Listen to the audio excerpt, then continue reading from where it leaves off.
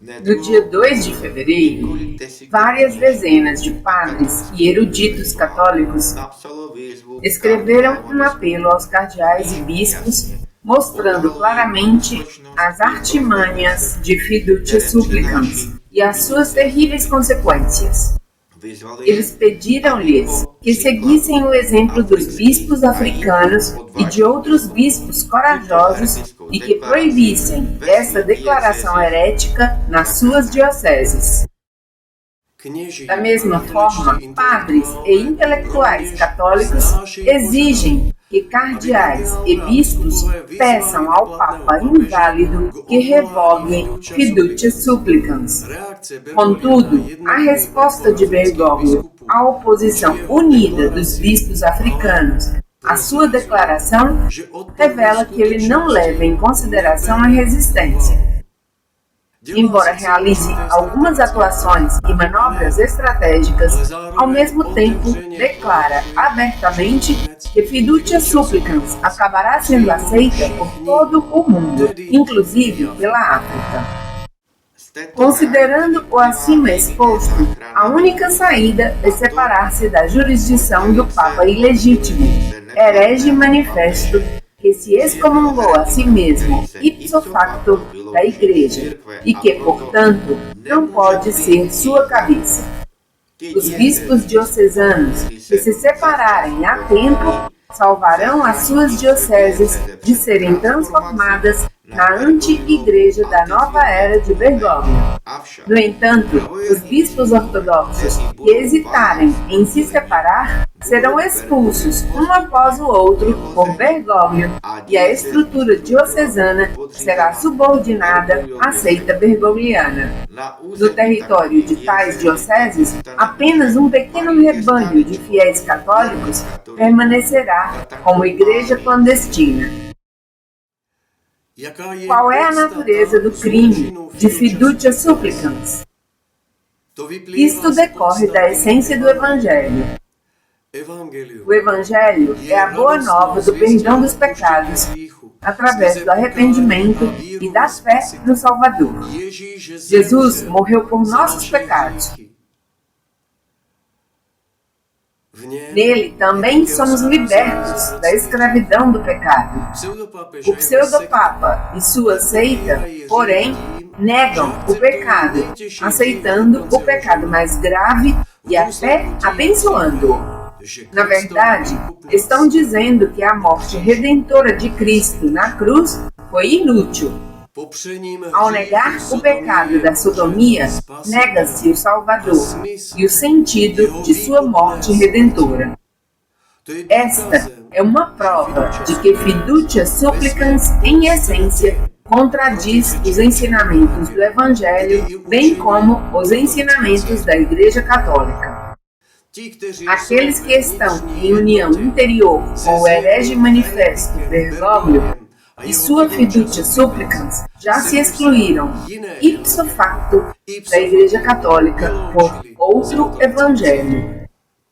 No entanto, a seita de Bergoglio continua a ocupar posições-chave da Igreja Católica com o objetivo de conseguir a sua autodestruição. Ao abençoar a sodomia, Bergoglio nega não apenas o credo católico e o Evangelho, cujo centro é Cristo Salvador, mas também os 10 mandamentos e as leis de Deus que condenam o pecado como maldade e rebelião contra Deus.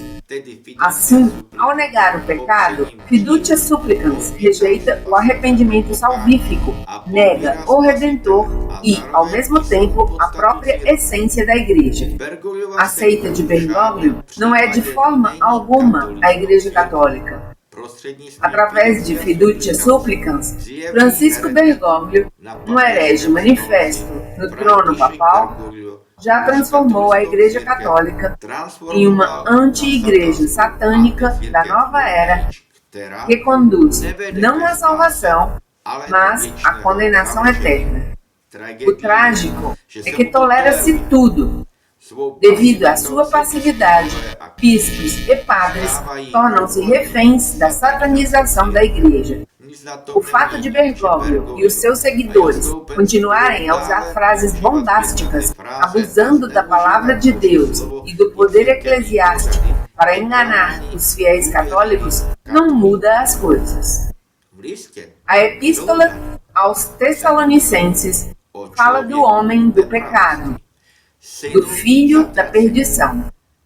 Sobre ele está escrito: ele se levantará contra tudo o que se chama Deus ou que é adorado, a ponto de tomar lugar no templo de Deus e apresentar-se como se fosse Deus.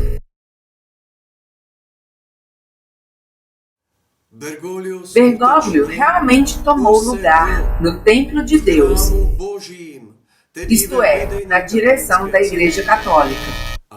E com a sua fiducia supplicans e o seu moto próprio ad theologiam promovendam, apresenta-se como Deus legislador. Em ad theologiam promovendam, proclamou uma mudança de paradigma na Igreja, acrescentando, em conclusão, que abolia tudo o que fosse contrário ao que ele havia decretado. Ao fazer isso, ele revogou tanto as Escrituras quanto a tradição eclesiástica. Da mesma forma, em um comunicado de imprensa do Dicastério de 4 de janeiro, Fernandes diviniza Bergoglio, afirmando: o importante é que essas conferências episcopais não sustentem uma doutrina diferente daquela da declaração Fiducia Supplicans, aprovada pelo Papa, porque é a doutrina de sempre.